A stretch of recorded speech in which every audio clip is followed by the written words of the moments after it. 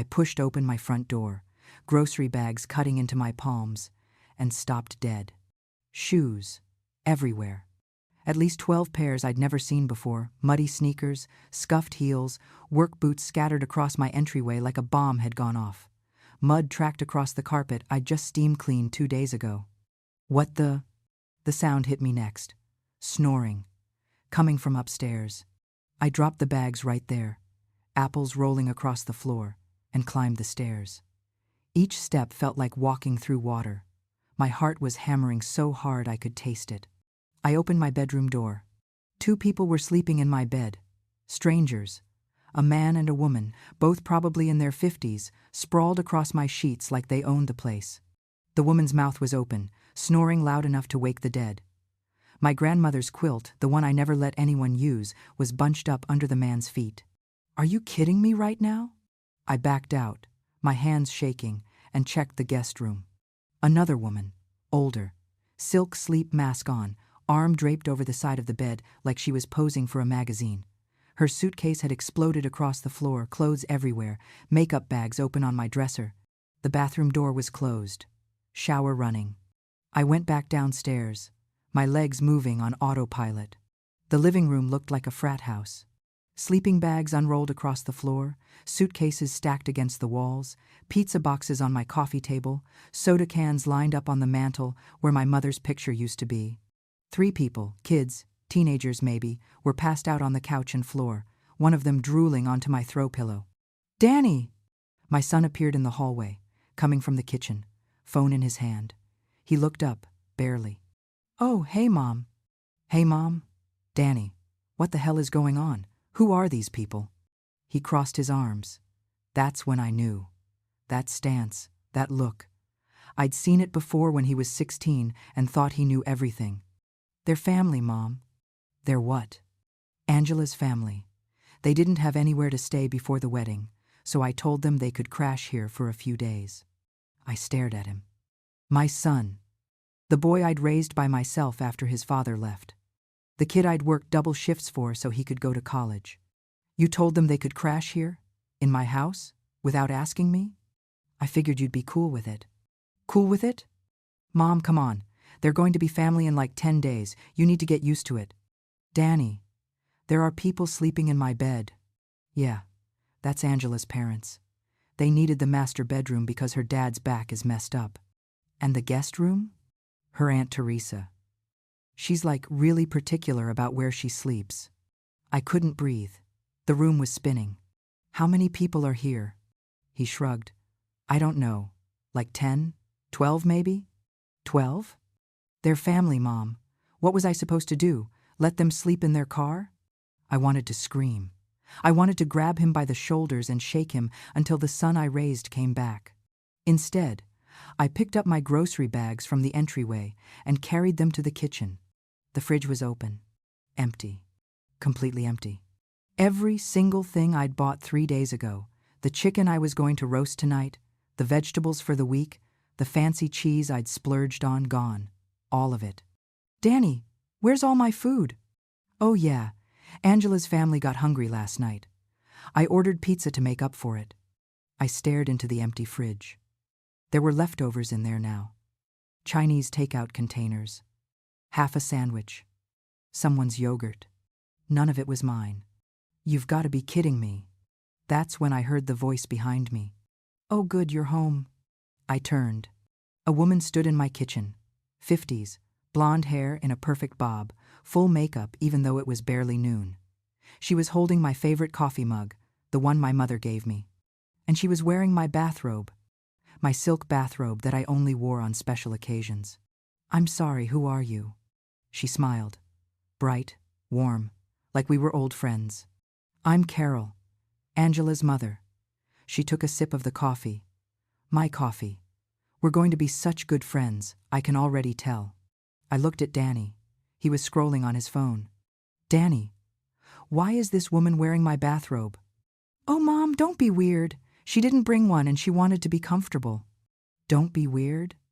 Carol set the mug down on the counter, no coaster, and walked over to me. She put her hand on my arm. Her nails were long, red, perfect. Listen, I know this is a lot, she said, her voice dripping with fake sweetness. But we're family now, and family helps each other, right? I pulled my arm away. I don't. Actually, it's perfect that you're here. She picked up her phone from the counter. We need to talk about some changes we're making to the wedding. My stomach dropped. Changes? Yes. Angela and I have been talking, and we think the wedding needs a few upgrades. You know, make it more special, more us. She smiled again, but this time it didn't reach her eyes. Don't worry, it won't be too much more. Just a few tweaks here and there. I've already paid for half the wedding. Oh, I know. She waved her hand like it was nothing. And we're so grateful. But you want your son's wedding to be perfect, don't you? I looked at Danny again. He was still on his phone. Danny. Mom, just listen to her. Angela's been stressed about the wedding. I've been planning this wedding for 6 months. And it's going to be beautiful, Carol interrupted. We're just making it even better. She pulled up something on her phone and showed it to me. A list. A long list.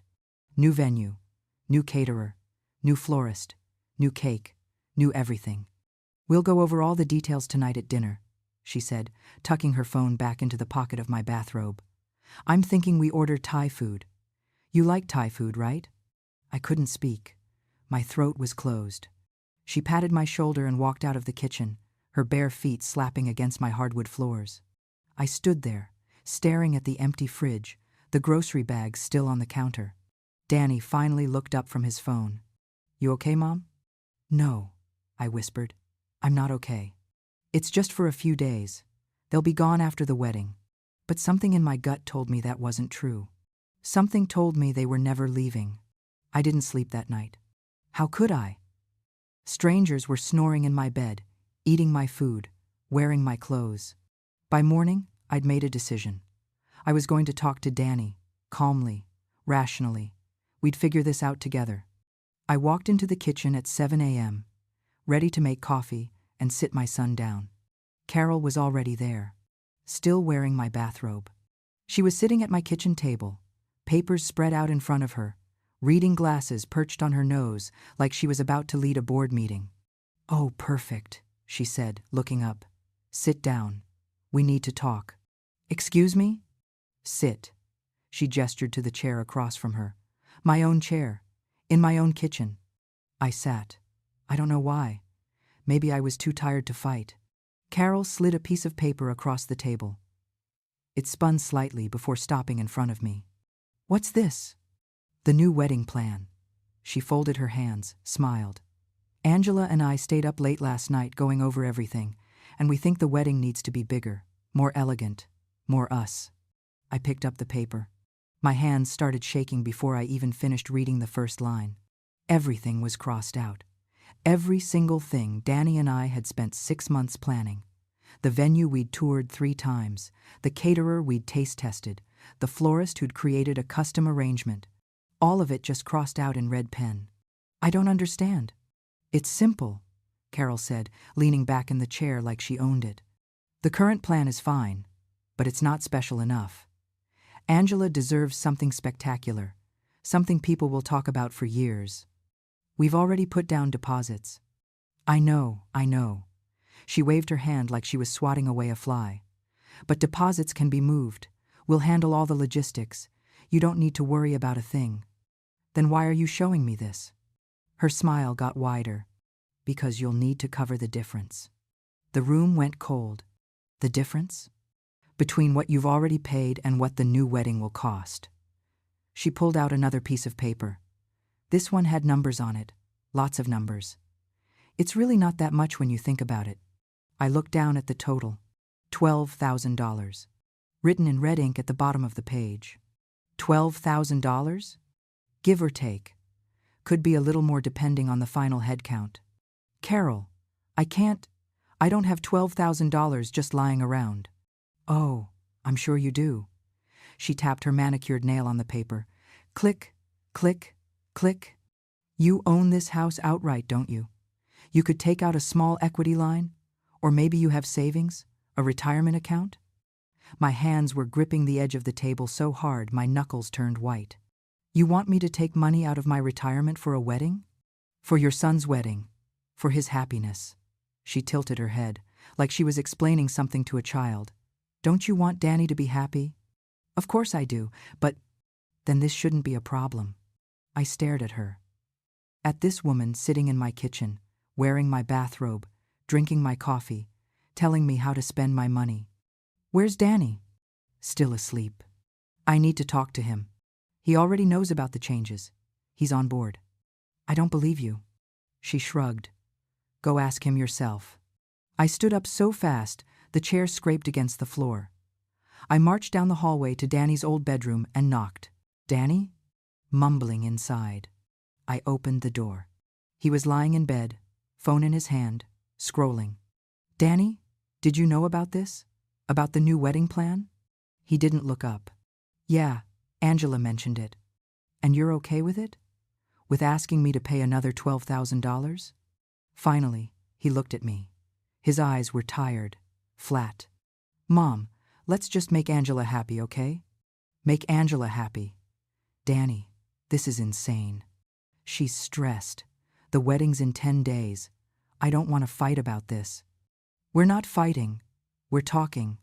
It feels like fighting. He sat up, rubbed his face.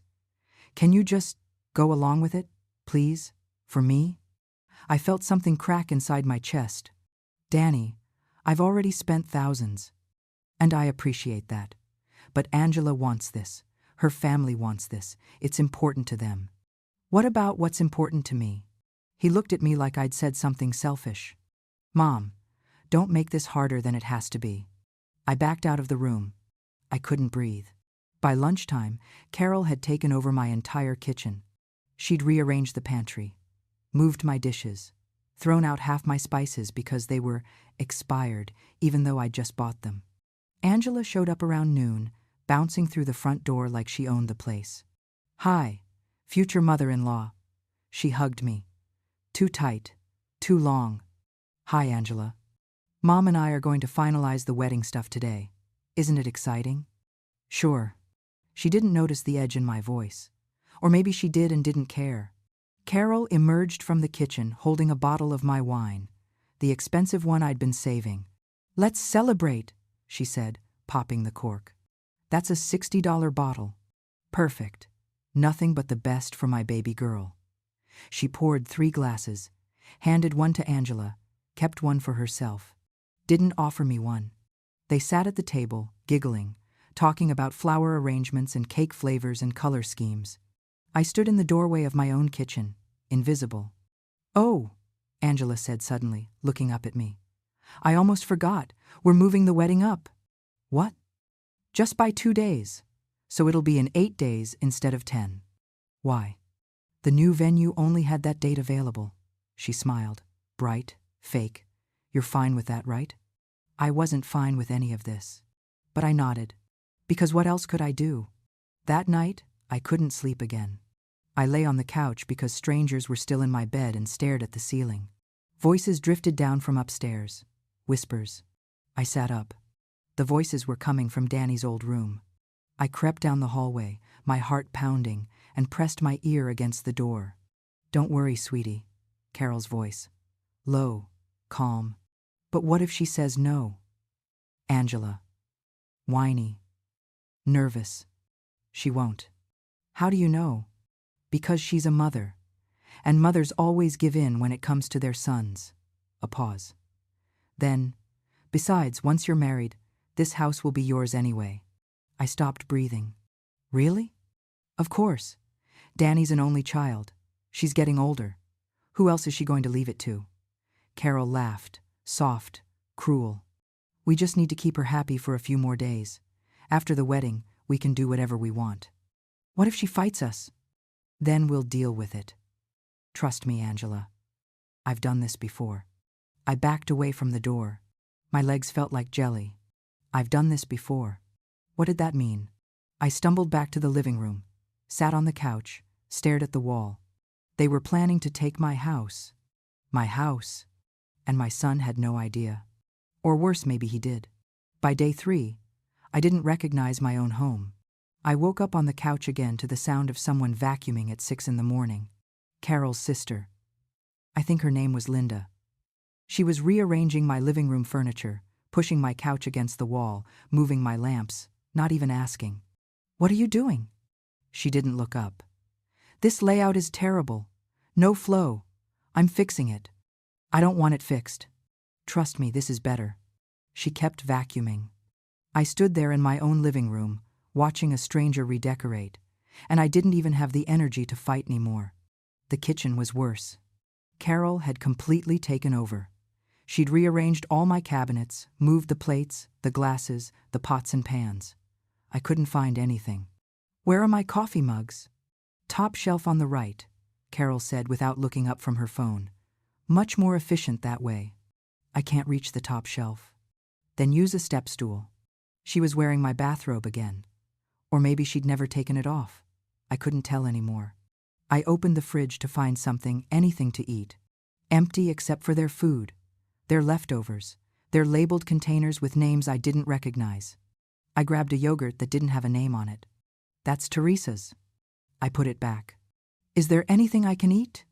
Carol finally looked up. "There's bread in the pantry. Make yourself some toast." I walked out. I couldn't do this anymore. My home office was my last refuge, the one room I thought they wouldn't touch. I opened the door. Angela's uncle, I'd never even met this man, was sitting at my desk, feet propped up, on a conference call.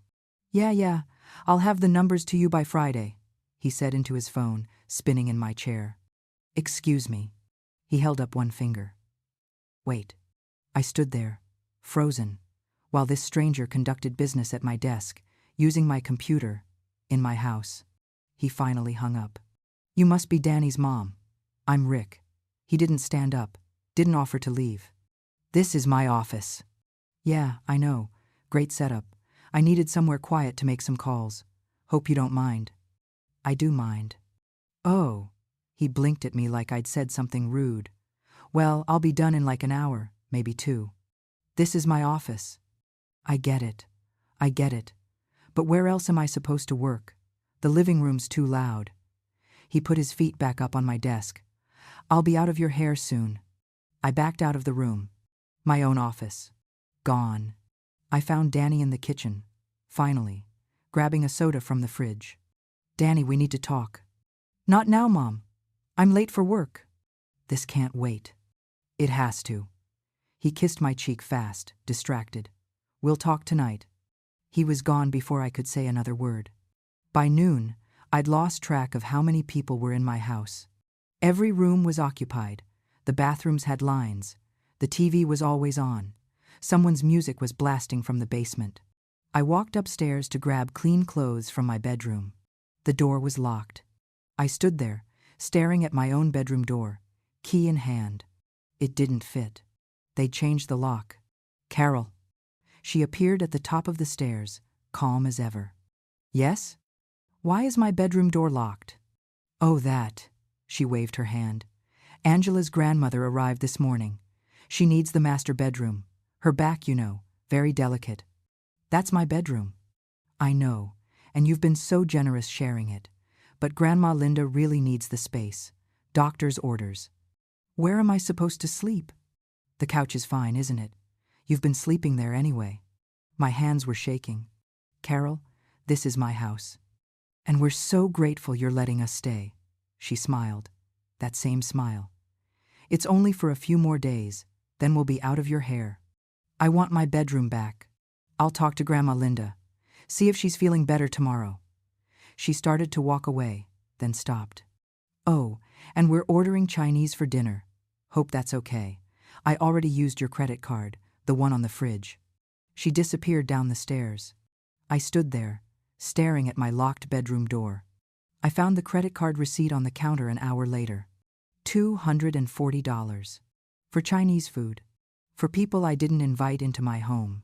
I called Danny. "Mom, I'm at work. They changed the lock on my bedroom. They're using my credit card without asking. Danny, this has to stop." Silence. "Danny?" "I'll talk to them." "When?" "Tonight. I promise." He hung up. That night, Angela's family took over the living room for a movie marathon. Popcorn everywhere. Feet on my coffee table. Someone spilled soda on my rug. I stood in the doorway, invisible. Carol walked past me, carrying a bowl of chips. "Oh, you can join us if you want," she said, like she was inviting me into my own living room. "We're watching action movies. Not sure if that's your thing." "I'm fine." "Suit yourself." I went to the kitchen. My favorite mug, my mother's mug, was shattered in the sink. Pieces of ceramic floating in dirty dishwater. I picked up a piece, the handle, the only part still intact. Something inside me broke. I waited until midnight. Everyone was asleep finally, and I crept upstairs. I needed clothes, clean underwear, something. I stood outside my bedroom door and tried the handle one more time. Locked. I heard voices inside. Whispers. I pressed my ear to the door. Just a few more days. Carol's voice. And then what? A man's voice. Angela's father, maybe. Then we make our move. The house is worth at least $400,000. Once Danny's married into the family, we can convince him she's too old to manage it alone. What if she fights? She won't. She's weak. You saw her today. She didn't even argue when we took her bedroom. Laughter. Quiet. Cruel. Danny's so pussy-whipped he'll do whatever Angela says. And Angela does whatever I say. It's perfect. I backed away from the door. My heart was racing. They were going to take everything. My house, my son, my life. And I had no idea how to stop them. I went downstairs, sat on the couch, stared at the wall until the sun came up. At 7 a.m., Carol came down wearing my bathrobe again and smiled at me. "Morning. Sleep well?" I looked at her, really looked at her, and I realized something. This wasn't going to end after the wedding. They were never leaving. I didn't sleep. I couldn't. By 5 a.m., I was sitting on the couch, staring at my laptop screen, checking my bank account for the third time. The numbers didn't make sense. I logged out, logged back in. Still wrong. My checking account, the one I'd had for 20 years, was nearly empty. No, no, no, no. I clicked through the transactions. 3 days ago, $8,000 withdrawal. Description, Bella Vista Banquet Hall. Deposit. I'd never heard of Bella Vista Banquet Hall. 2 days ago, $2,400. La Fleur Catering, advance payment. Yesterday, $1,600. Elegant Affairs, floral arrangement deposit. All of it gone. Over $12,000 just vanished from my account. My hands were shaking so hard I could barely hold the mouse. I clicked on the withdrawal details. Authorized by Daniel Chen. Danny. My son had access to my account. I'd added him years ago just in case of emergencies, in case something happened to me and he needed to pay bills. This wasn't an emergency. This was theft. Footsteps on the stairs. I slammed the laptop shut. Carol appeared in the doorway, already dressed, already wearing makeup, still in my bathrobe. "You're up early." I didn't answer. She walked to the kitchen, started the coffee maker, my coffee maker, and hummed while she waited. I opened my laptop again, kept scrolling. There were more charges, ones I hadn't seen before. A credit card I barely used, only for emergencies. $1,800. Moonstruck Bakery, wedding cake upgrade. $950. Strings and keys, live music deposit. $1,200. White Dove limousine service. All charged in the last 48 hours. All signed with my name. I clicked on the authorization details. Someone had used my card. Online. With my full card number, security code, billing address. Information I kept in a file in my desk drawer. In my office, where Angela's uncle had been working for the past 2 days. Carol. She turned, coffee cup in hand, smiled. "Yes? Did you authorize charges on my credit card?" Her smile didn't falter. "We talked about this, the wedding upgrades." "I didn't agree to anything." "Sure you did. Yesterday, at the table. I said I'd think about it." "Well, we needed to move fast. The vendors required deposits." She took a sip of coffee. "Don't worry, it'll all be worth it. Danny's going to have the wedding of his dreams." "You stole from me." "Stole?" She laughed. Light, airy, like I'd told a joke. That's a strong word. We're family, family shares. You took $12,000 from my bank account without asking. Danny authorized it. It's his account too. And the credit card charges? She shrugged.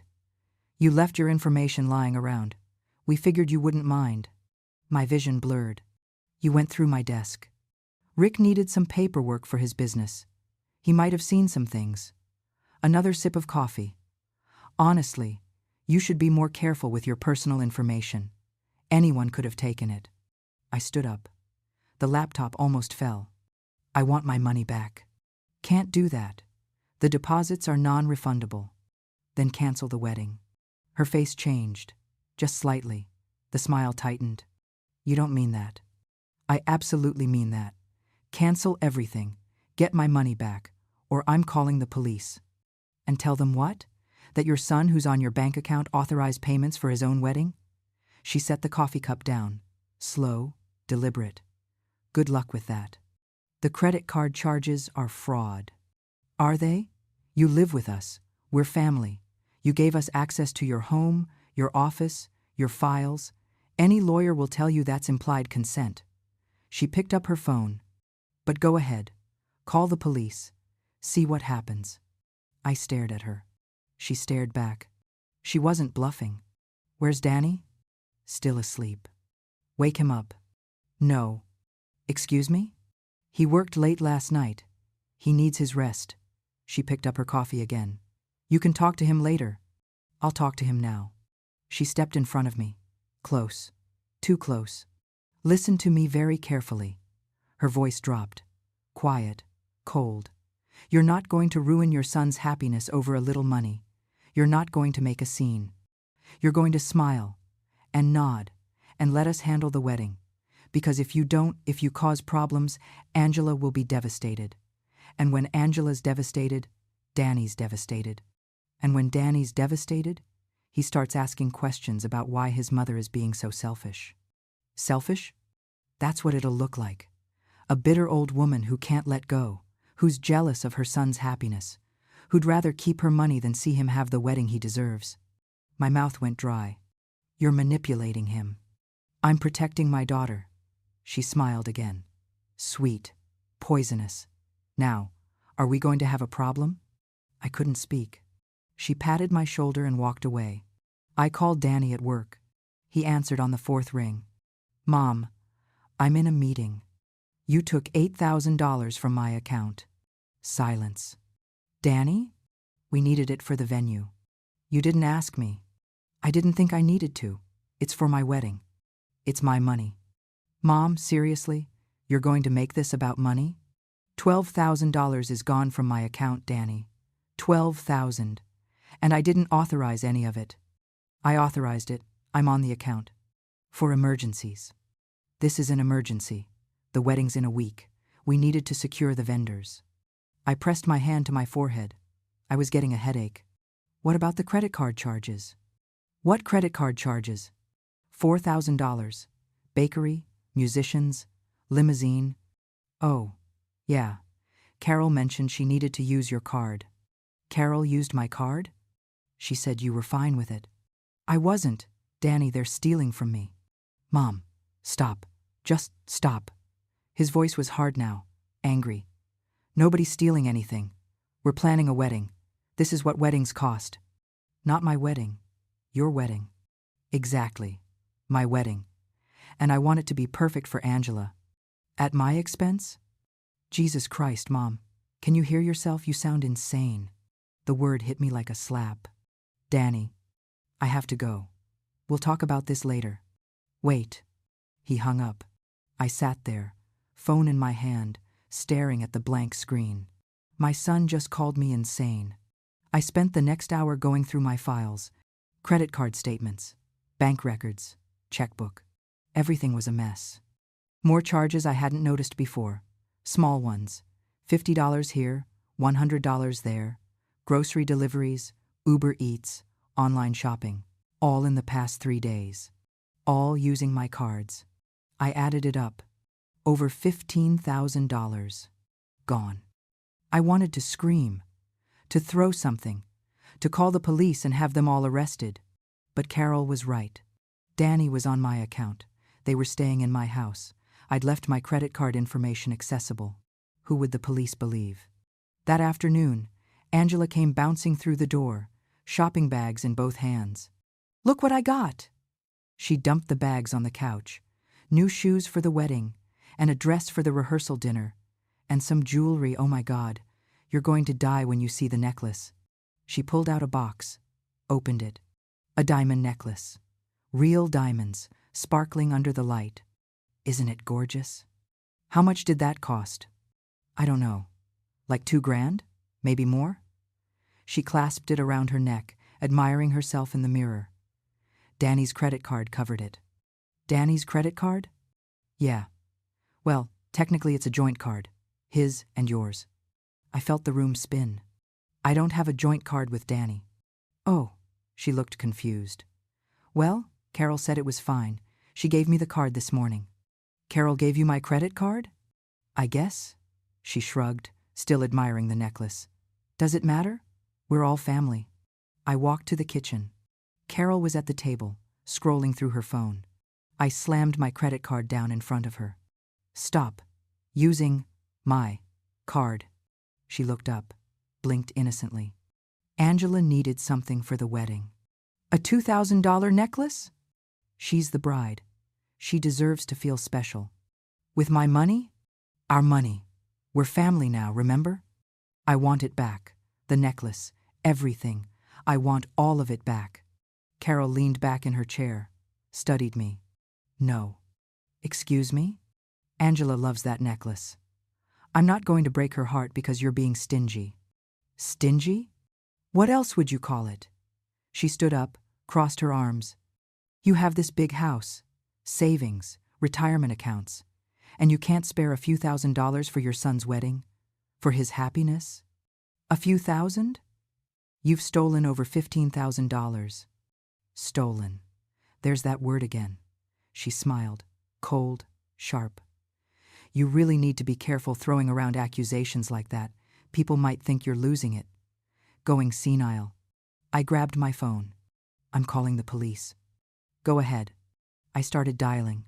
"Oh, wait." Carol's voice stopped me. "Before you do that, you should know Angela's pregnant."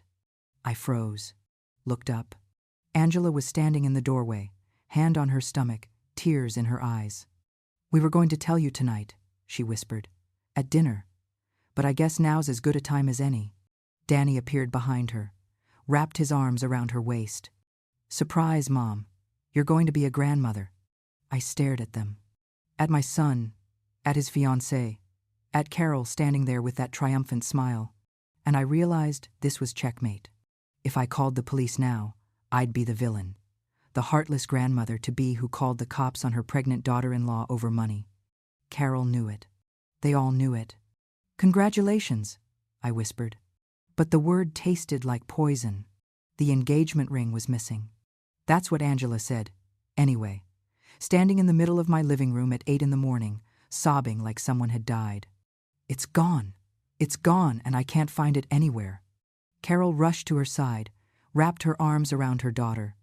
"Sweetie, calm down. Where did you last see it?" "I don't know. I was cleaning yesterday, helping organize things, and I took it off to wash my hands, and now it's just gone." Danny was on his knees, searching under the couch cushions, his face pale. "It has to be here somewhere." I stood in the doorway, coffee cup in hand, watching the chaos unfold. "How much was the ring?" Carol asked, looking at Danny. $15,000, his voice cracked. "I saved for 2 years." Angela wailed louder. Carol's eyes snapped to me. "When was the last time you vacuumed?" "Yesterday morning." "Did you empty the vacuum bag?" "Yes." "Where?" "Outside trash. It was already picked up." Carol's face hardened. "So it could be gone, really gone." "I didn't vacuum it up." "How do you know?" She stood, walked toward me. "You weren't paying attention. You never pay attention to anything that's not about you. That's not fair. My daughter has lost a $15,000 ring in your house, and you're worried about what's fair?" Danny looked up at me. His eyes were red. "Mom, did you see it?" Anywhere? No, Danny. I didn't. Are you sure? The question hit me like a punch. Are you asking if I took it? No, I'm just... He's asking if you might have moved it, Carol interrupted. Put it somewhere safe and forgotten. I didn't touch her ring. Then where is it? Angela's voice was high, hysterical. Where could it possibly be? I don't know. This is your house. You're supposed to keep it safe. Carol put her hand on Angela's shoulder. Sweetie, let's search everywhere. Every room, every drawer. It has to be here. She looked at me. You're going to help. It wasn't a question. For 3 hours, I searched my own house. On my hands and knees, looking under furniture, behind appliances, inside drawers I hadn't opened in years. Carol directed everyone like a general commanding troops. Check the bathrooms again. Look inside the toilet tanks. Check the vents. Angela sat on the couch, crying, while her family tore my house apart. Her uncle emptied my kitchen cabinets. Her aunt went through my bedroom closet, the bedroom I still couldn't access, so I had to watch through the doorway as she rifled through my clothes. Her cousins searched the basement, moving boxes, opening storage containers. And Danny, my son, searched right alongside them, not once asking if I was okay, not once stopping to think how insane this all was. I was in the guest bathroom, checking behind the toilet for the 3rd time, when I heard Carol's voice from upstairs. Found it. Everyone rushed up. I followed, my knees aching, my hands filthy. Carol was standing in my bedroom, holding the ring up like a trophy. Where was it? Angela grabbed it, slipped it back on her finger. On my dresser. Carol gestured casually. Right next to my makeup bag. I froze. Your dresser? Yes. Angela must have put it there yesterday when she was in here talking to me. I don't remember that, Angela said. But she was smiling now, relieved, the tears already drying. Well, you were stressed. It's easy to forget. Carol looked at me. Crisis averted. I stared at her. At the ring?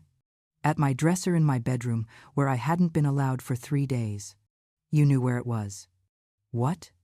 You knew where it was the whole time. Carol blinked. Innocent. Don't be ridiculous. You put it there. You made us search for 3 hours for something you knew. Mom. Danny's voice cut through, sharp.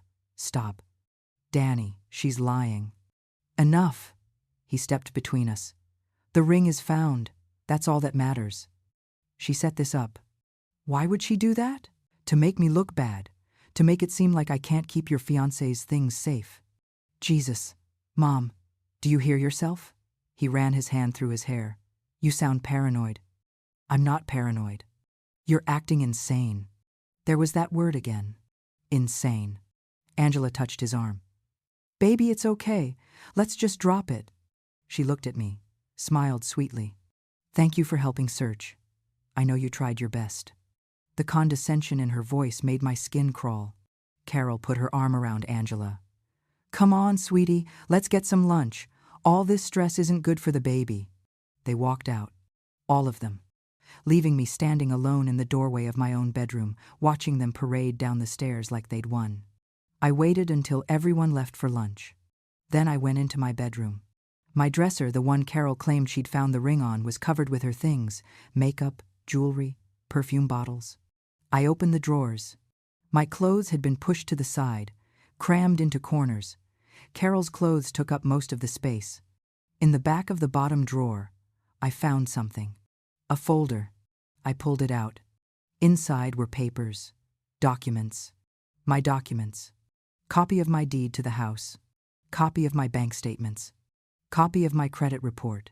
My social security card, the original, something I kept in a locked box in my closet. The box was on the floor, empty, the lock broken. My hands started shaking.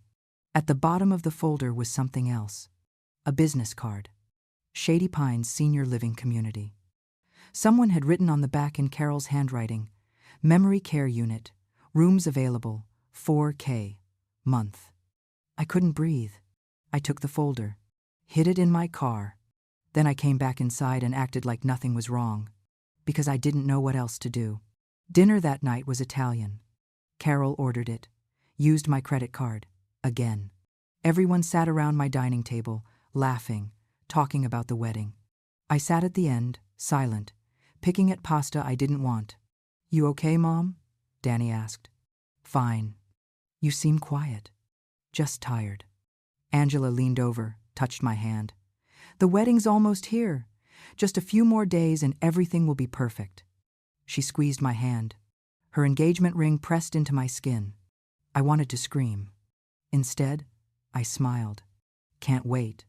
That night, I heard them again. Voices from Danny's room. Low, conspiratorial. I crept down the hallway, pressed my ear to the door. "Don't think she suspects anything," Carol's voice. "Are you sure?" Angela, nervous. "Positive. She's too passive. Too weak." "What about the folder?" My heart stopped. "What folder?" "The one with her documents. I thought I left it in your room." "I have it. Don't worry. We need those papers for the lawyer." "I know. I'll make copies tomorrow." A pause. "Do you really think we can do this? Get the house?" "Sweetie, I told you. I've done this before. With my first husband's mother. Old people are easy. You just make them think they're losing their mind, get them declared incompetent, and then you take control of everything." "And Danny?" "Danny will do whatever you tell him, especially once the baby's here." "There is no baby." "He doesn't know that." They laughed. Both of them, quiet and cruel. I backed away from the door. My whole body was shaking. "There is no baby." I went to my car, got the folder, took pictures of every document with my phone. Then I put the folder back exactly where I found it. My hands were steady now, because I finally understood. This wasn't about the wedding. This was never about the wedding. They were going to take everything. My house, my money, my life, and they were going to use my son to do it. I sat on the couch until dawn, staring at my phone. At the pictures of the documents. At the business card for the senior living facility. At the proof that Carol had done this before. When Danny came downstairs at 7, dressed for work, I was waiting. "Mom, you're up early. We need to talk." "I'm late." "It's them or me." He stopped, turned. "What?" "Carol, Angela, her whole family. Either they leave right now, or I do." "Mom, choose, Danny. Right now." His face went pale. "You can't make me choose." "I just did." "That's not fair." "None of this is fair." My voice cracked. "They're stealing from me. They're planning to take my house. They've been lying to you." "About what?" "Everything. The baby, the wedding, all of it." "You're being paranoid." "I'm not paranoid. I have proof." Angela appeared at the top of the stairs, wearing a nightgown, hand on her stomach. "What's going on?" "Nothing," Danny said quickly. "Mom's just upset." "About what?" She came down slowly, carefully, like she was fragile. I looked at her stomach. "Is there really a baby, Angela?" Her eyes widened. "What? Are you actually pregnant?" "Of course I am." "Prove it." "Prove it?" She looked at Danny, tears forming. "Is she serious?" "Mom, stop. Get a pregnancy test. Right now. Prove you're pregnant." "I don't have to prove anything to you." Angela's voice went high, hysterical. "How dare you? How dare you accuse me of lying about something so sacred?" Carol appeared, then the uncle, then the aunt, then everyone else, all of them, gathered in my living room, staring at me like I was the monster. "What's happening?" Carol demanded. "She's accusing Angela of lying about the baby," Danny said, his voice hollow. Everyone gasped. Carol's face twisted with rage. "How dare you? My daughter is pregnant with your grandchild, and you're attacking her?" "I heard you last night," I said. "Both of you, talking about how there's no baby." "You're hearing things," Carol said coldly. "I'm not." "You're losing your mind." "I'm not losing anything." "Then why are you acting like this?" She moved closer, accusing people, making wild claims, forgetting things. "Maybe it's time we talked about getting you some help." "I don't need help." "Clearly you do." She looked at Danny. "This is exactly what I was worried about. The memory issues, the paranoia, the confusion. She's not confused, Danny said quietly. Everyone turned to look at him. She's just... He looked at me, really looked at me, and for a second, I saw my son again, the real one. She's stressed about the wedding, that's all. Angela put her hand on her stomach. The stress isn't good for the baby. Danny's face changed instantly. Protective, decided. He looked at me. Mom, you need to apologize. Right now. Danny. Apologize to Angela. Or you're not coming to the wedding. The room went silent. I looked at my son. At this man I didn't recognize. I'm not apologizing. Then you're not invited. Danny, please. I mean it, Mom. If you can't support us, if you're going to accuse Angela of lying, if you're going to make her feel unsafe, then I don't want you there. Tears burned my eyes. She's manipulating you. No, he said quietly. You're the one causing problems, and I'm done with it.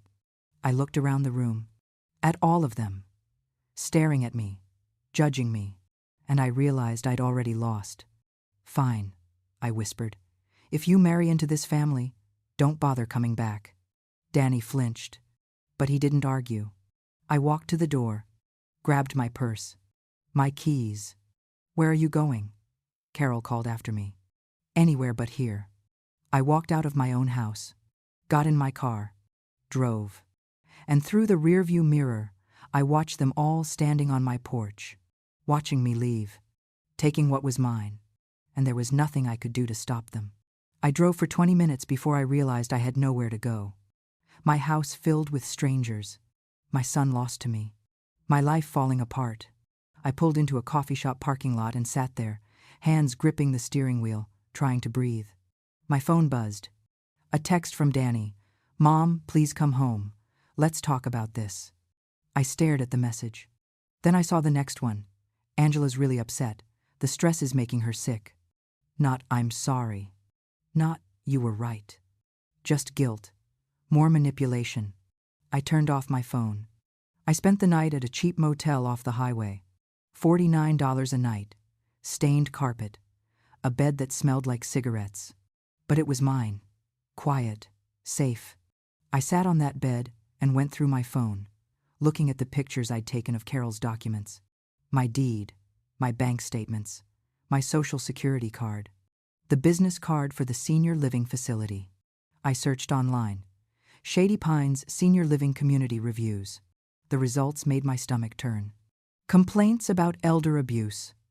Families taking control of assets. People declared incompetent without proper evaluation. One review stood out. They convinced my father he had dementia when he didn't. By the time we realized what was happening, his daughter-in-law had drained his accounts and sold his house. I read it 3 times. Then I searched. Carol Brennan fraud. Nothing. Carol Brennan, elder abuse. Nothing. She'd done this before I'd heard her say it, but she'd covered her tracks. I needed help. Real help. At 7 a.m., I was sitting in a lawyer's office. Robert Chen. No relation, despite the same last name. His secretary had squeezed me in as an emergency appointment. He was younger than I expected, maybe 40. Kind eyes. He listened while I talked. I showed him everything. The bank statements, the credit card charges, the photos of Carol's documents. She's planning to have me declared incompetent, I said, my voice shaking, so she can take my house. He studied the papers carefully. Mrs. Chen, this is serious, but I need to ask you some difficult questions. Okay. Is your son on your bank accounts? Yes. I added him years ago, for emergencies. His face fell slightly. That complicates things. If he's an authorized user, technically he can make withdrawals and transfers. It's not theft in the legal sense. But I didn't authorize. You authorized him to access the account. What he does with that access is harder to prove as criminal. My heart sank. What about the credit card charges? Who has access to your credit cards? They're in my house, in my desk. Do these people live with you? They're staying with me, temporarily. Did you give them permission to stay? My son did. Does your son have any legal right to the house? Is he on the deed? No. It's only in my name. Good. That's important. He made notes. But the credit card issue, if they're living in your home, a lawyer could argue implied access. It's muddy. So they can just steal from me? I'm not saying that. I'm saying it's complicated. We'd need to prove intent to defraud, and that takes time. He looked at me seriously. The bigger concern is this. He tapped the business card.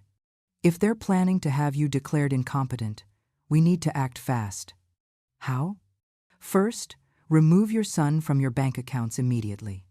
Change all your passwords. Cancel your credit cards and get new ones. Document everything, every conversation, every expense, every threat. And then? Then we prepare for a fight. He leaned forward. But I need to ask you something. Are you prepared for your son to hate you for this? The question hit me like a physical blow. I don't know, I whispered. Because that's what's going to happen. If we move forward, if we file charges, if we fight this in court, your son is going to have to choose sides. And right now, he's chosen them. He doesn't know what they're doing. Maybe. But he will know what you're doing. And they're going to paint you as the villain. The bitter, paranoid old woman who's trying to ruin her son's happiness. Tears burned my eyes. So what do?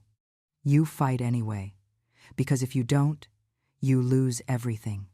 I left his office with a plan. Step 1. Go to the bank. Remove Danny from my accounts. Step 2. Change all my passwords, email, phone, everything. Step 3. File a police report for the fraudulent credit card charges. Step 4. Get a restraining order to remove them from my house. It felt impossible, but I didn't have a choice. First, remove your son from your bank accounts immediately. Change all your passwords. Cancel your credit cards and get new ones. Document everything, every conversation, every expense, every threat. And then? Then we prepare for a fight. He leaned forward. But I need to ask you something. Are you prepared for your son to hate you for this? The question hit me like a physical blow. I don't know, I whispered. Because that's what's going to happen. If we move forward, if we file charges, if we fight this in court, your son is going to have to choose sides. And right now, he's chosen them. He doesn't know what they're doing. Maybe. But he will know what you're doing. And they're going to paint you as the villain. The bitter, paranoid old woman who's trying to ruin her son's happiness. Tears burned my eyes. So what do? You fight anyway. Because if you don't, you lose everything. I left his office with a plan. Step 1. Go to the bank. Remove Danny from my accounts. The bank manager was sympathetic but slow. It took 2 hours to remove Danny from my accounts, set up new passwords, freeze my credit cards. I'm sorry this is happening to you, she said as she handed me temporary debit cards. We see this more often than you'd think. Family financial abuse. The phrase made me flinch. Is that what this is? If someone with access to your accounts is using your money without your permission? Yes, that's exactly what it is. I left the bank feeling numb. I was sitting in my car, trying to decide what to do next, when my phone rang. Danny. I stared at the screen. Let it ring once, twice, 3 times. On the 4th ring, I answered. Mom? His voice was tight, stressed. What do you want, Danny? Where are you? We need to talk. I don't think we have anything to talk about. Mom, please, just come home. That's not my home anymore. What are you talking about? You kicked me out, remember? Chose them over me. Silence. Then, I didn't mean it. I was upset. Angela was crying, and I didn't know what to do. So you threw me out. I didn't throw you out. I just said you couldn't come to the wedding if I didn't apologize for telling the truth. Mom, is she really pregnant, Danny? Yes. God, why won't you believe that? Because I heard them. Carol and Angela talking about how there's no baby, how they're lying to you. You're hearing things. I'm not hearing things. My voice broke. Danny, they're using you. They're stealing from me. They're planning to take my house. And you're letting them because you're so desperate to believe Angela loves you. She does love me. Does she? Or does she love what you can give her? He was quiet for a long moment. Then, where are you? Why? Because I want to come talk to you, face to face. No Carol, no Angela, just us. I hesitated. Please, Mom, I need help. Something in his voice made me stop. Help with what? I can't talk about it on the phone. He stopped, lowered his voice. They're always watching me. I can't leave without them asking where I'm going. My blood ran cold. Danny, where are you right now? In my car. I told them I was going to work. Are you at work? No. I'm parked outside a coffee shop. I needed to get out of the house. Why? Because, his voice cracked. Because I found something in Carol's bag. Papers, documents, about you, about the house. And I think you were right. I gripped the phone so hard my hand hurt. What did you find? I can't explain over the phone. Can we meet, please? I looked around the parking lot, made sure no one was following me. Where? That diner we used to go to, when I was a kid, remember? Mel's. Yeah. Can you be there in 20 minutes? I can be there in 15. Okay. And Mom? His voice dropped to barely a whisper. Don't tell anyone. If Carol finds out I'm talking to you, I don't know what she'll do. The line went dead. I sat there, staring at my phone, my heart racing. Then I started the car and drove. Mel's diner looked exactly the same as it did 15 years ago. Red vinyl booths, checkered floors, a jukebox in the corner that probably didn't work. Danny was already there, sitting in the back booth, hunched over a folder. He looked terrible. Dark circles under his eyes, hair unwashed, his work shirt wrinkled. I slid into the booth across from him. Danny. He looked up. His eyes were red. Mom, I'm so sorry. I'm so sorry. What happened? He pushed the folder across the table. I opened it. Inside were documents, printouts of emails, bank statements that weren't mine, and a legal document, a petition for guardianship, with my name on it. What is this? Carol's been planning this for months, since before I even proposed to Angela. His hands were shaking. She found out you own your house outright, that you have savings, and she targeted us. I flipped through the papers. Emails between Carol and a lawyer, discussing how to get control of my assets, discussions about having me declared incompetent, forging medical documents. Where did you get this? Carol's laptop. She left it open this morning. I saw the folder, and I couldn't believe it. He put his head in his hands. Mom, Angela's not pregnant. She lied. Carol told her to lie. I know. You were right, about everything, and I didn't believe you. He looked up, tears streaming down his face. I'm so stupid. I'm so fucking stupid. You're not stupid. You were manipulated. I should have known. I should have seen. Danny. I reached across the table, grabbed his hand. We don't have time for this. What else did you find? He wiped his face, took a breath. They've been doing this for years. Carol and Angela. They find single guys with family money, get engaged, move into the family home, and then take everything. Angela's been engaged 4 times before me. 4 times, Mom. I felt sick. Did you confront them? No. I printed everything, put it back exactly how I found it, and left. I don't think they know I saw it. Good. What do we do? I looked at the documents, at the proof of everything I'd been saying. We go to the police, right now, and then we get them out of my house. How? I don't know yet, but we're going to figure it out together. He nodded, squeezed my hand. I'm sorry, Mom, for everything. I should have listened to you. You're listening now. That's what matters. We stood up. I paid for the coffee we never drank, and we walked out together. We were halfway to my car when Danny's phone rang. He looked at the screen. His face went white. It's Angela. Don't answer. She'll know something's wrong if I don't. He answered. Put it on speaker. Hey, babe. Where are you? Angela's voice was sharp. Suspicious. Work, I told you. No, you're not. I called your office. They said you never came in. Danny looked at me, panicked. I had to run an errand. What errand? Just something for my mom. Silence. Then, you're with her, aren't you? No. You're lying. I can always tell when you're lying. Her voice got louder. Danny, get home. Right now. Angela. Right now. Or I swear to God, you'll regret it. The line went dead. Danny stared at his phone. She knows. Then we need to move fast. We got in my car. I drove to the police station. But when we pulled into the parking lot, Danny's phone rang again. Carol, this time. He answered. Danny. Her voice was ice. I know what you took, and if you don't bring it back in the next 10 minutes, I'm calling the police and reporting you for theft. Theft? It's my mother's documents. And you stole them from my personal belongings. Breaking and entering. Theft of private property. I have cameras, Danny. Footage of you going through my laptop. Danny's face drained of color. You're bluffing.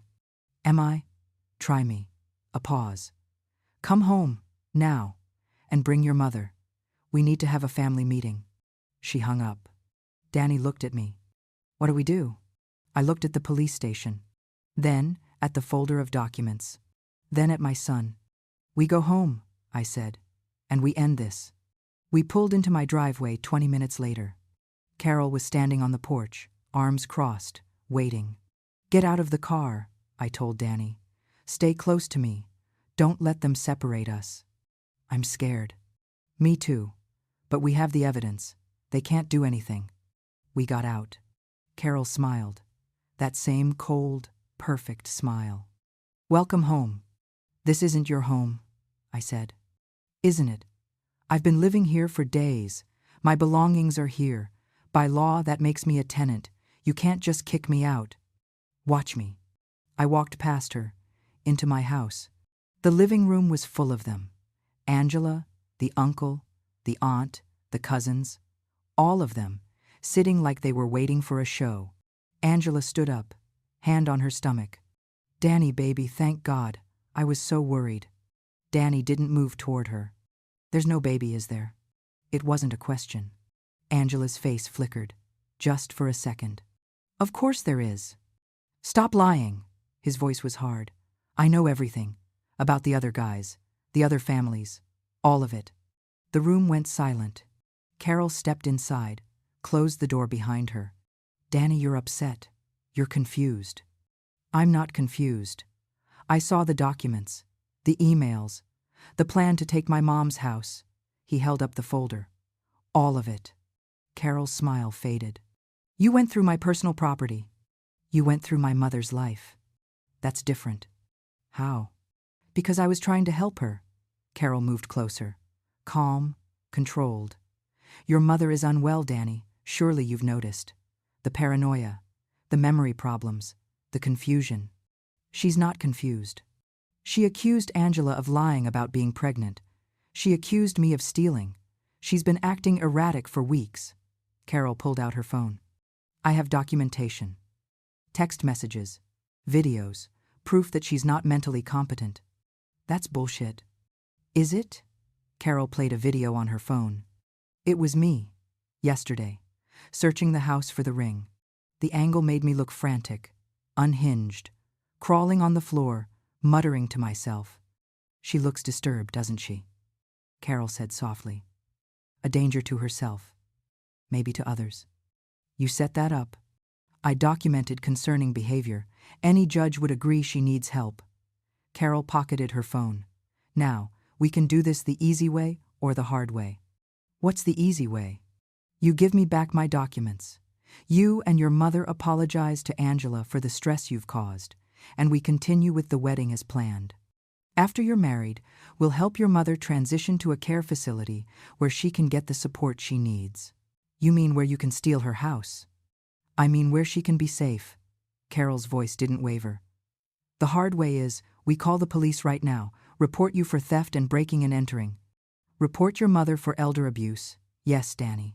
She's been financially abusing you by controlling your access to family resources.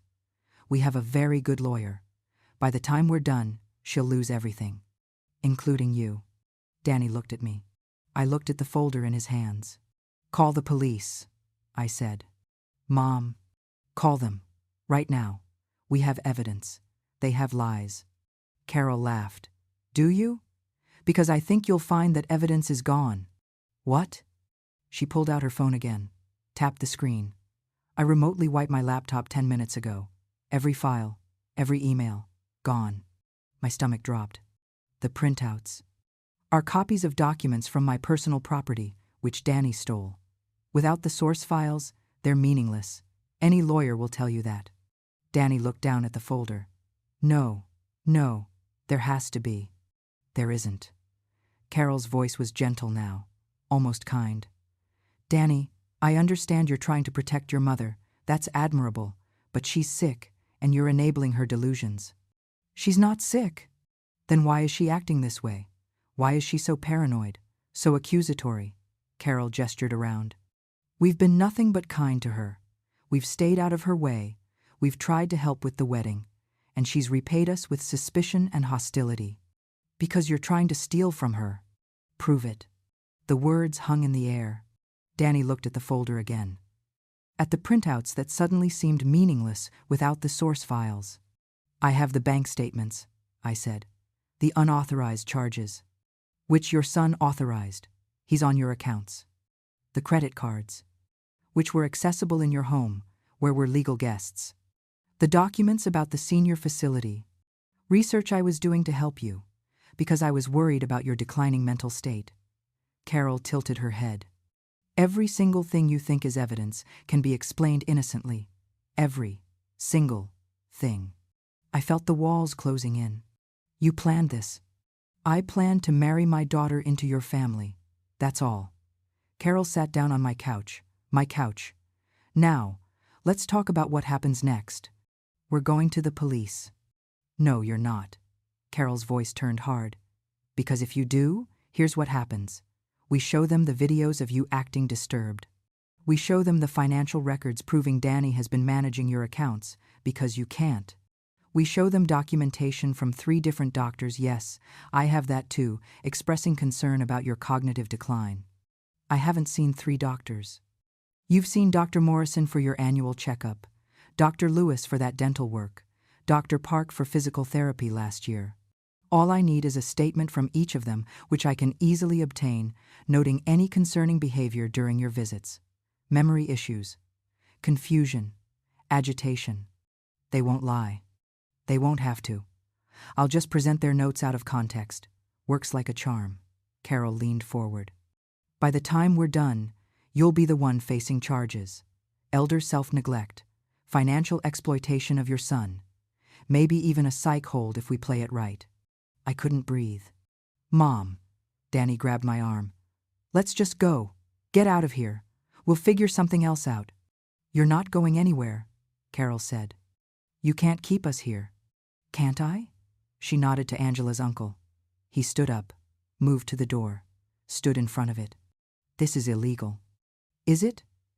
You're in my client's home, causing a disturbance. I have every right to prevent you from leaving until the police arrive to mediate the situation. Your client? I stared at her. You're not a lawyer. No, but I'm very good at playing one. Carol smiled. Here's what's going to happen.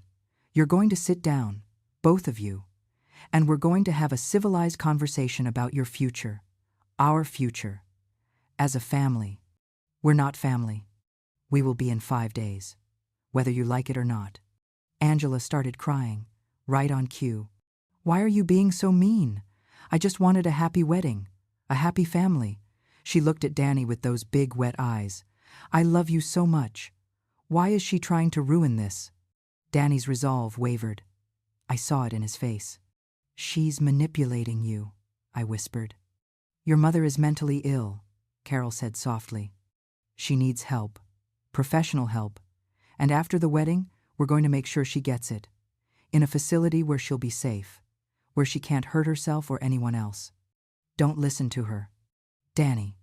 Angela crossed the room, put her hand on his chest. I'm scared. Your mom's scaring me. The stress, the baby.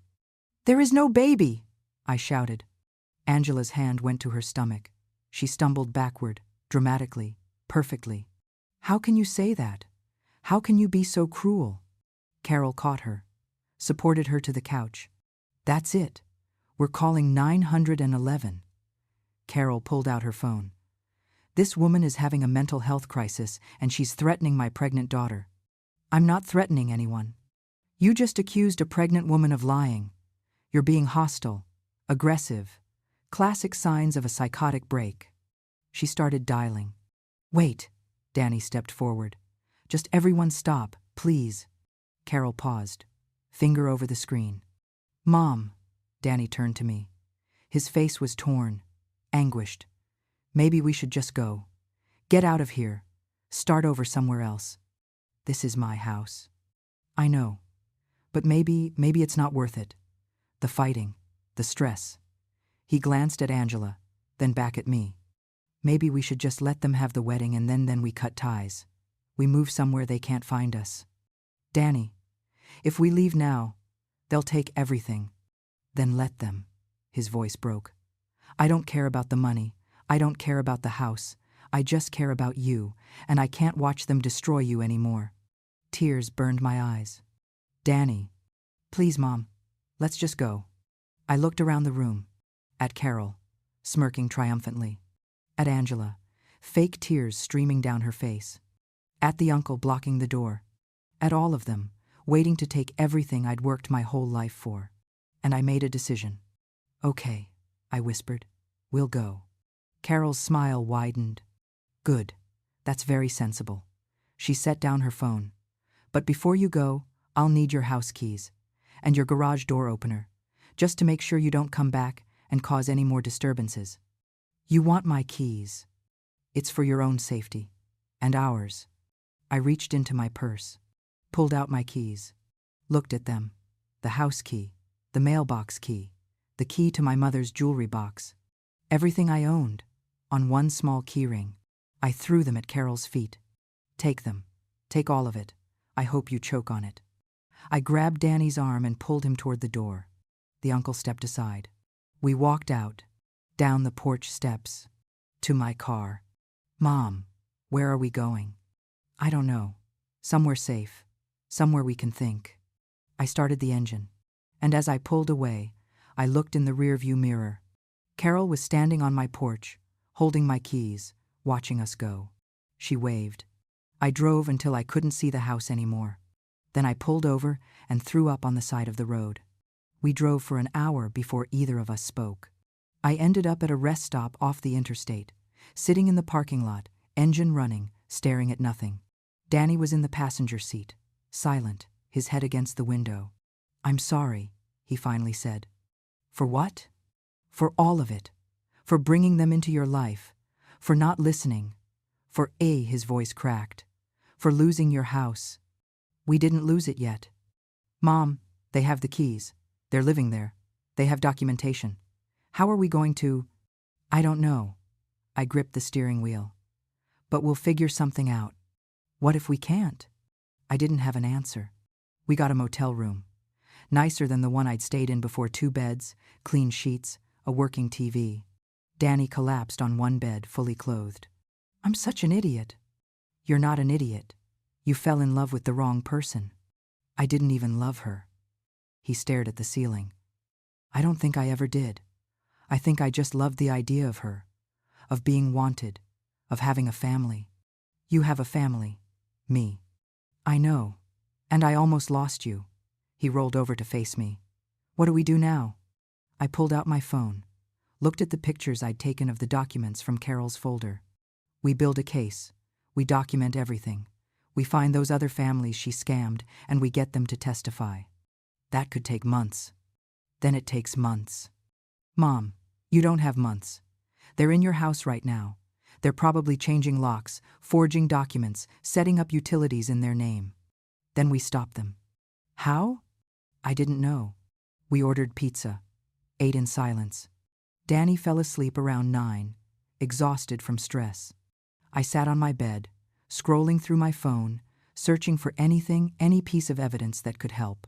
At midnight, I gave up, lay down, stared at the ceiling. I'd lost everything. My house, my peace, almost my son. And there was nothing I could. My phone rang. I grabbed it, terrified it was Carol calling to gloat. But it was Danny's number. His phone was on the nightstand next to him, dark and silent. Someone was calling me from his phone. I answered. Hello? Heavy breathing on the other end. Hello? I said again. Mom, Danny's voice, whisper quiet, terrified. But Danny was right here, asleep 3 feet away from me. I looked at him, still sleeping. Who is this? It's me. It's Danny. The voice was shaking. Please, I need help. I sat up. Danny, wake up. I shook his shoulder. He stirred, groggy. What? I put the phone on speaker. Say something, I told him. What? Mom? What's going on? The voice on the phone spoke at the same time. Mom, please, I made a mistake. Mom, please. I made a mistake. A huge mistake. I need you to come back. Danny's eyes went wide. He grabbed his phone from the nightstand. Still dark, not making a call. What the fuck? He whispered. The voice continued. I'm still at the house. I never left. I told you to go without me, remember? And now they won't let me leave. They're watching me. Please, you have to help me. It sounded exactly like Danny. Exactly. This isn't real, Danny said. This is some kind of AI or something. Mom, are you there? Please say something. I'm scared. I don't know what they're going to do to me. My blood ran cold. Where are you? I asked the voice. I'm in my old bedroom. They locked me in. Carol has the key. She said if I try to leave, she'll call the police and tell them I attacked Angela. This is fake, Danny said, louder now. Mom, don't listen to this. I found more evidence. Documents they didn't destroy. Hidden in the basement. If you come back, I can give them to you. We can stop them. But you have to come now, before they find out I have them. Mom, this is a trap. Please, I'm begging you. I'm your son. I need you. Then a sound in the background. A door slamming. The voice gasped. They're coming. I have to go. Please, Mom, come back. Red Honda, park down the street. I'll watch for you and sneak out the side door. 2 a.m., please. The line went dead. I stared at the phone. Danny stared at me. That wasn't me, he said. I know. It sounded exactly like me. I know. How did they? He stopped. My voice. They recorded me. They have hours of me talking over the past few days. They could have fed it into some AI program and created a fake version of you to lure you back. We sat in silence. You're not going, Danny said. I know. They think you'll fall for it, that you'll rush back to save me. They're probably right. If you weren't here with me, I would have already left. Danny ran his hands through his hair. This is insane. This is actually insane. They're desperate. They know we have information. They know we're a threat. So they're trying to get you back to the house. To do what? Hurt me? Kill me? Or have you declared incompetent on the spot? Call 911. Say you broke into the house in a delusional state trying to rescue your son, who's actually safe. It would be perfect evidence that you're mentally unstable. I felt sick. We need to call the police. And tell them what? That someone made a fake phone call pretending to be me? We don't have proof it was them. We have the recording of a voice that sounds like me saying I'm in danger. If we call the police, they'll go to the house. Carol will say I'm fine. I'm sleeping. Show them me, the real me, and then they'll think you're crazy for making a false report. He was right. Everything they did was designed to make me look insane. And it was working. At 1:45 a.m., my phone rang again. Same number. I didn't answer. It rang 5 times. Stopped. A text came through. Mom, where are you? I'm waiting. Please hurry. Then another. They're getting suspicious. I heard Carol outside the door. You have to come now. Then Mom, please, I'm your son. I need you. Danny was reading over my shoulder. Block the number, he said. It's your number. I don't care. Block it. I blocked it. 2 minutes later, my phone rang again. Different number this time. I answered. Mrs. Chen? A woman's voice. Professional. Calm. Yes? This is Nurse Patricia from County General Hospital. Your son, Daniel Chen, was just admitted to our emergency room. He's asking for you. I looked at Danny. He shook his head. Not real. What happened? I asked. He was in a car accident. Pretty serious. He's stable now, but he really wants to see you. Can you come down? Which hospital? County General, 1515 Medical Plaza Drive. I'll be right there. I hung up. You're not actually going, Danny said. No, but I wanted to hear the whole pitch. I searched on my phone. There's no County General Hospital. The closest hospital is Mercy Medical Center. They're just throwing everything at you. They're panicking. Good. Let them panic.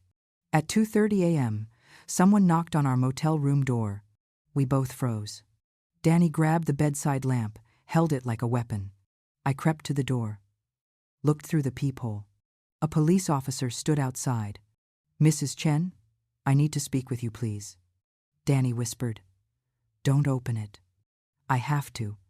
If I don't, it looks worse. I opened the door. Chain still on. Yes? The officer, young, baby-faced, held up a badge. Mrs. Chen, I'm Officer Williams. We received a welfare check request for you. Can you step outside for a moment? A welfare check from who? Your daughter-in-law. She's concerned you may be experiencing a mental health crisis. I don't have a daughter-in-law. Angela Brennan? She says you're engaged to marry her son. My son is right here. I gestured to Danny. And we're both fine. The officer looked past me at Danny. Sir, are you Daniel Chen? Yes. And you're here voluntarily? Yes. This is my mother. We're staying here together because we had to leave our house temporarily. Why did you have to leave? Danny and I looked at each other. If we told the truth, we'd sound crazy. Family issues, Danny said. We needed some space. The officer made notes. Mrs. Chen, your daughter-in-law says you've been making threats, saying you're going to hurt yourself. That's not true. She also says you've been exhibiting signs of dementia, memory loss, confusion, paranoia. I'm not confused. I'm not paranoid. I'm being harassed by people trying to steal my property. The officer's expression shifted. Skeptical. Ma'am, is it possible you're feeling stressed? Maybe a little overwhelmed? I'm feeling harassed by someone weaponizing wellness checks to intimidate me. Mom, Danny touched my arm. Ma'am, I'm just trying to make sure you're safe. I am safe. We both are. Is there anything else? The officer studied me for a long moment. If you're experiencing any kind of elder abuse or financial exploitation, there are resources. I know. Thank you. And if you need any assistance, we're fine, really. He handed me a card. Call if you need anything. He left. I closed the door, locked it. Chain and deadbolt. They know where we are, Danny said. Yeah. They sent the police to make you look unstable. Yeah. We can't stay here. No, we can't. We packed in 5 minutes. We drove to a different motel, 40 minutes away, paid cash, used a fake name, collapsed on the beds at 4 a.m. My phone buzzed. One more text from an unknown number. You can run, but you can't hide forever. This house is mine now, and soon everything else will be too. See? I turned off my phone.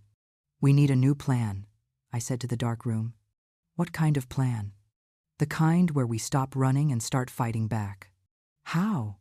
I thought about Robert the lawyer, the documents, the evidence, the other families Carol had destroyed. We find allies, I said.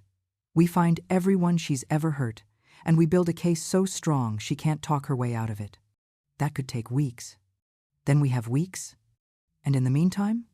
In the meantime, we stay hidden, stay safe, and we let her think she's won. Danny was quiet for a moment. She almost did win. If I hadn't found those documents. But you did.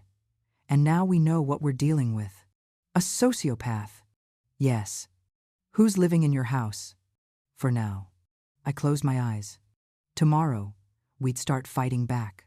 Tonight, we'd rest. And I'd try not to think about Carol sleeping in my bed, wearing my robe, drinking my coffee, thinking she'd won. I woke up at dawn with a plan. Danny was still asleep, curled under the motel blanket like he used to when he was little. I grabbed my phone, turned it back on. 17 missed calls, 32 text messages, all from numbers I didn't recognize, all variations of the same thing. Come home. We need to talk. Danny's in trouble. Please call back. I deleted them all. Then I called Robert, the lawyer. He answered on the second ring. Mrs. Chen? Are you all right? I've been trying to reach you. They found your number? Yesterday. Someone claiming to be your power of attorney called asking about our meetings. I told them nothing, but I don't have a power of attorney. I know. That's why I didn't engage. But Mrs. Chen, you need to be careful. These people are escalating. I know. That's why I'm calling. I stepped outside the motel room, into the cold morning air. I need you to help me find the other families, the ones Carol scammed before. That could take time. I don't care. Start with marriage records. Angela's been engaged 4 times. Find those men. Find their families. Someone out there has to be willing to talk. Silence. Then, I'll make some calls. But Mrs. Chen, in the meantime, you need to file a formal eviction notice. Get them out of your house legally. How long will that take? In this state, 30 to 60 days minimum. I don't have 30 days. Then you need to consider other options. Like what? Like making them want to leave on their own. I went back inside. Danny was awake, sitting on the bed, scrolling through his phone. They've locked me out of everything, he said. My bank accounts, my email, my social media, everything. How? I don't know. Password resets maybe? Or, he stopped. Angela had my passwords. I gave them to her months ago. I thought we were building trust. She was building access. I'm so stupid. Stop saying that. You're not stupid. You were trusting. There's a difference. I sat next to him. We're going to fix this. All of it. How? We're going to make them so uncomfortable they'll want to leave. What does that mean? It means we stop playing defense and start playing offense. Step 1. Social media. I created a new Facebook account, posted in every local community group. Urgent. Has anyone had experience with Angela Brennan or Carol Brennan? They may have been involved in financial scams or elder abuse. Please contact me if you have information. I included no details, no accusations, just questions. Within an hour, I had 3 messages. The first, oh my God, yes. Angela was engaged to my brother 2 years ago, moved into his house with her whole family, tried to take everything. We got a restraining order. The second, Carol Brennan tried to scam my grandmother. We caught her trying to forge documents. Police got involved, but she disappeared before charges were filed. The third, is this about the wedding scam? My cousin lost $30K to them. I screenshotted everything, sent it to Robert. We have witnesses, I told Danny. Step 2, the house. We can't get in, Danny said. They changed the locks. I'm not talking about getting in. I'm talking about making life difficult from the outside. I called the utility companies. Electric, water, gas, internet. Hi, this is Mrs. Chen. I own the property at 447 Maple Street. I'd like to put a hold on all services starting tomorrow. May I ask why? I have unauthorized occupants. I'm in the process of eviction. I need to prevent them from running up charges in my name. I'll need verification of ownership. I can email my deed right now. It took 2 hours, but I did it. By noon, all utilities were scheduled for disconnection the next day. That's going to make them angry, Danny said. Good. I want them angry. Angry people make mistakes. Step 3, the neighbors. I called Mrs. Patterson. She'd lived next door to me for 15 years. Oh, honey, I was wondering where you went, she said. Those people in your house are so loud. Music all night, cars coming and going. Is everything okay? No, they're squatters. I'm trying to get them out. Squatters? In your house? That's terrible. Can you do me a favor? Can you document everything? Take pictures of the cars, the noise, anything suspicious. And if you see anything illegal, call the police. Absolutely. Everyone on the street has been complaining. We thought you'd given them permission. I didn't. And I'd appreciate it if you could spread the word. Let everyone know they're trespassers. Consider it done. By evening, my phone was buzzing with updates. Robert. Found 2 more families willing to testify. Building a case. Mrs. Patterson. Took photos of the cars blocking driveways. Calling code enforcement. The Facebook messages kept coming. More stories, more victims. Carol and Angela had left a trail of destruction across 3 states. We're getting somewhere, I told Danny. He nodded, but he looked worried. What if they hurt someone? What if they get desperate and... They're con artists, not murderers.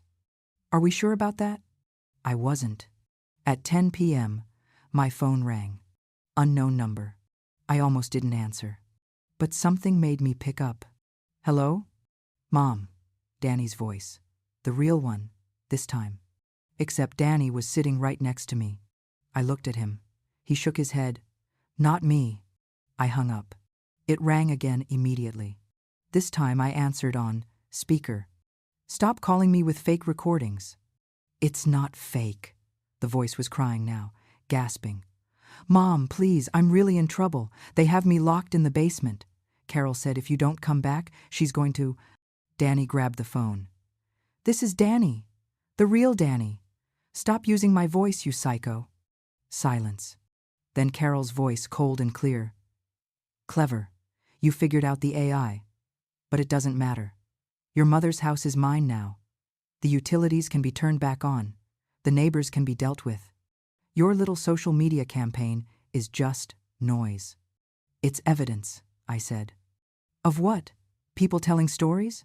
Hearsay isn't admissible in court. She laughed. You're wasting your time. By the time you build any kind of case, I'll have sold the house, taken the money, and disappeared. You'll never find me. We'll find you. No, you won't. Because I'm very, very good at this. A pause. But I'll give you one chance. One opportunity to end this without anyone getting hurt. What do you want? Sign the house over to Danny. Put it in his name. Then I'll convince Angela to break up with him. They'll go their separate ways, and you can buy the house back from your son. Clean and simple. Except you're betting I won't. Exactly. You'll refuse. Danny will keep the house, and in 6 months, after the wedding, Angela will divorce him and take half in the settlement. Either way, I get what I want. But this way, you get to keep your dignity. I looked at Danny. He was shaking his head violently. No deal, I said. Then you lose everything. Your choice. Carol hung up. We sat in silence. She's planning to force a sale, Danny said finally. Get the house in my name, marry Angela, then divorce and take half. Unless we stop the wedding. How? It's in 3 days. 3 days. I'd lost track of time. We go to the house, I said. Tomorrow. During the day, when there are witnesses, we confront them publicly. Make a scene. Get them arrested. For what? Trespassing, fraud, anything. I stood up. I'm done hiding. That's my house, and I'm taking it back. Danny stood too. Okay. But we're not going alone. We bring the lawyer. We bring the police. We bring everyone. Agreed. I called Robert. I need you to file an emergency eviction order. Tonight. And I need police escort to my property tomorrow morning. Mrs. Chen, that's... I don't care if it's difficult. I don't care if it's expensive. I want them out of my house. Silence. Then, I'll see what I can do. I didn't sleep that night. Just sat on the motel bed, watching the clock, planning what I'd say. How I'd stand on my own porch and tell Carol to get out. How I'd reclaim every room, every space, every piece of my life they'd stolen. At 6 a.m., Robert called. I have good news and bad news. Bad news first. Emergency eviction was denied. Judge says you need to go through proper channels. My heart sank. And the good news? I found something. In the county records, the house deed, there's a lien on it. What? I don't have any liens. You do now. Filed 3 days ago. For $50,000. Signed by you. I didn't sign anything. I know. Which means it's fraud. And fraud is criminal. His voice had energy now. Excitement. This is the evidence we need. Forged documents. I'm taking this to the police this morning. With this, they can arrest Carol for forgery, identity theft, and fraud. I felt hope for the first time in days. So we can get them out? Better. We can get them arrested. At 9 a.m., we met Robert at the police station. He had a folder 6 inches thick. Documents, testimonies, the forged lien. This is airtight, he said. Multiple victims across multiple states. Pattern of behavior. Forged documents. They're going to prison. We went inside. The detective, a woman in her 40s with sharp eyes, listened to everything. Looked through the documents. Made calls. After 2 hours, she looked up. We're issuing arrest warrants for Carol Brennan and Angela Brennan. Fraud, forgery, identity theft, and conspiracy. We'll execute them this afternoon. I almost collapsed with relief. Can we be there? When you arrest them? I wouldn't recommend it. I don't care. That's my house. I want to see them dragged out in handcuffs. She studied me, then nodded. Be at the property at 3 p.m. Stay in your car. Don't interfere. We drove to my street at 2:45. Parked 3 houses down. Waited. At exactly 3 p.m., 3 police cars pulled up. Officers got out. 6 of them. Walked to the door. Knocked. Carol answered. I could see her from here, that confident smile. It faded when she saw the uniforms. They spoke. She shook her head, pointed inside. Angela appeared, crying already. The officers didn't care. They pulled out handcuffs. Carol tried to pull away. They grabbed her arms, cuffed her, read her rights. Angela was screaming, dramatic, playing the victim. They cuffed her too. Walked them both to the patrol cars. Carol saw me in my car. Our eyes met. She smiled. Even in handcuffs, even caught, she smiled, like she knew something I didn't. They put her in the car and drove away. An officer approached my car. Mrs. Chen? The house is clear. You're free to enter. We'll need you to inventory anything that's missing for the report. I got out. Danny beside me. We walked to my front door. My house. Finally, I stepped inside and froze. The place was destroyed. Furniture overturned. Pictures smashed. My mother's china shattered across the kitchen floor. Every room, every space. Trashed. On the living room wall, written in red lipstick, "You'll never win." Danny put his arm around me. "We'll fix it," he said. All of it. But I couldn't stop staring at those words. At the destruction. At the hate. They were gone. But the damage was done. The police photographed everything. Every broken vase, every slashed cushion, every obscenity written on my walls. Vandalism, the officer said. We'll add it to the charges. I walked through my house like a ghost. My bedroom mattress slashed, clothes scattered, drawers dumped. My office computer smashed, files torn, years of paperwork destroyed. The kitchen, every dish broken, food smeared on the walls, the fridge unplugged and left open. They'd done this in the hours between our last contact and the arrest. Scorched earth. Why? Danny whispered. Why would they do this? Because they could. I picked up a photo from the floor. Me and Danny when he was 5. The glass was cracked. Because they're cruel. We spent 3 hours documenting everything for the police report. Then we started cleaning. Danny swept up glass while I scrubbed the walls. Mrs. Patterson came over with cleaning supplies and casseroles. I'm so sorry, honey.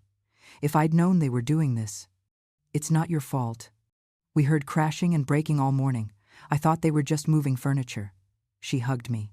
At least they're gone now. Yeah, at least there's that. By evening, the house looked less like a crime scene. Still damaged, still broken, but livable. Danny ordered pizza. We ate on the floor because the table was destroyed. "What happens now?" he asked. "Now we wait for the trial. Robert says with all the evidence, they'll both get prison time." "How long?" 5 to 10 years. Maybe more if they can prove elder abuse. Danny nodded slowly. "And us?" "We rebuild. We fix the house. We move on." "Just like that?" "Just like that." He was quiet for a moment. "I'm sorry, Mom, for bringing them into your life. You didn't know." "I should have. The signs were there. I just didn't want to see them. Love makes us blind sometimes." "That wasn't love." He set down his pizza. "I don't think I've ever really been in love. I just wanted to be. So badly that I convinced myself Angela was it. You'll find it, the real thing, someday. What if I don't? What if I'm so broken now that I can't trust anyone?" I moved closer, put my arm around him. "You're not broken. You're healing. There's a difference." That night, I slept in my own bed for the first time in over a week. The mattress was ruined, but I'd flipped it. Used old sheets from the linen closet. It wasn't comfortable, but it was mine. I woke up at 3 a.m. to the sound of my phone buzzing. A call from the county jail. I answered. "You have a collect call from Carol's voice. Carol Brennan. Press 1 to accept." I almost hung up, but curiosity got the better of me. I pressed 1. "Hello?" "Mrs. Chen." Carol's voice was calm. Too calm for someone in jail. "I assume you're feeling quite victorious right now. What do you want?" "To give you a warning. You think you've won. You think because I'm in here and you're out there, that it's over." She laughed. Soft, cold, but it's not. "Do you know how many times I've been arrested? 6. Do you know how many times I've been convicted? 0. My blood ran cold. "I have excellent lawyers, and I have something you don't have: patience. I'll make bail tomorrow. I'll fight this case for months, maybe years, and the whole time, I'll be watching you." Waiting. A pause. "You'll never feel safe in that house again. Every strange noise, every shadow. You'll wonder if I'm there, if I'm coming back. And one day, when you least expect it." I hung up. My hands were shaking. I called Robert at 7 a.m. She called me from jail. Threatened me. That's witness intimidation. I'll report it immediately. It'll add to her charges. She said she's done this 6 times. Been arrested, but never convicted. Silence. "Robert?" "I'll look into her record. But Mrs. Chen, even if that's true, this time is different. We have multiple victims, forged documents, hard evidence." She sounded confident. "Con artists always do. Don't let her get in your head." But she was already there. The arraignment was scheduled for the next morning. Robert said I didn't have to attend, but I wanted to. I wanted to see her in an orange jumpsuit, wanted to watch her face as the charges were read. Danny came with me. We sat in the back of the courtroom. Carol was brought in first. Handcuffs, orange uniform, hair still perfect somehow. She looked around the room, found me, smiled. Angela came next, crying, playing victim even for the judge.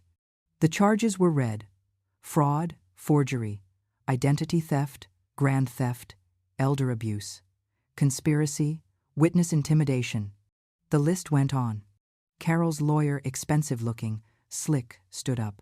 "Your Honor, my client is a respected member of the community, a devoted mother. She has no prior convictions." "She has 6 prior arrests," the prosecutor interrupted, "in 3 different states, all dismissed due to witness intimidation or withdrawn complaints." The judge looked at Carol. "Is this true?" Carol's lawyer stammered. "The charges were dismissed, Your Honor. My client was never convicted." "Because the victims were too afraid to testify," the prosecutor said. "Not this time. We have 12 victims willing to testify. Physical evidence, forged documents with the defendant's fingerprints." The judge was silent for a long moment. "Bail is set at $500,000. Cash only. Trial date set for 60 days from now." Carol's smile faltered. Just slightly. Angela started sobbing. I can't stay in jail for 60 days. Please. I have a wedding. You don't anymore, the judge said flatly. Court adjourned. We walked out of the courthouse into bright sunshine. She can't make bail, Danny said. $500,000? There's no way. Don't be so sure. People like her have resources. But I was wrong. 3 days later, Robert called. They're still in jail. Neither one could make bail. Carol tried to access offshore accounts, but they'd been frozen by federal investigators. Turns out she's been running this scam for over a decade. The FBI is involved now. The FBI? Wire fraud, interstate commerce. This is bigger than we thought. She could be facing 20 years. I sat down. 20 years. She'd be an old woman when she got out. If she got out. The trial happened 2 months later. I testified. Danny testified. 12 other victims testified. We told our stories, showed our evidence, watched Carol's lawyer try to spin it. But there was too much. Too many victims. Too many documents. The jury deliberated for 4 hours. Guilty on all counts. Angela got 7 years. Carol got 23. When the verdict was read, Carol didn't cry, didn't scream. She just looked at me, one last time, and mouthed, "This isn't over." But it was. 3 months after the trial, my house was finally whole again. New furniture, fresh paint, all the broken things replaced or repaired. Danny came over every Sunday for dinner, just the two of us. He was in therapy, working through the manipulation, the gaslighting, the trauma.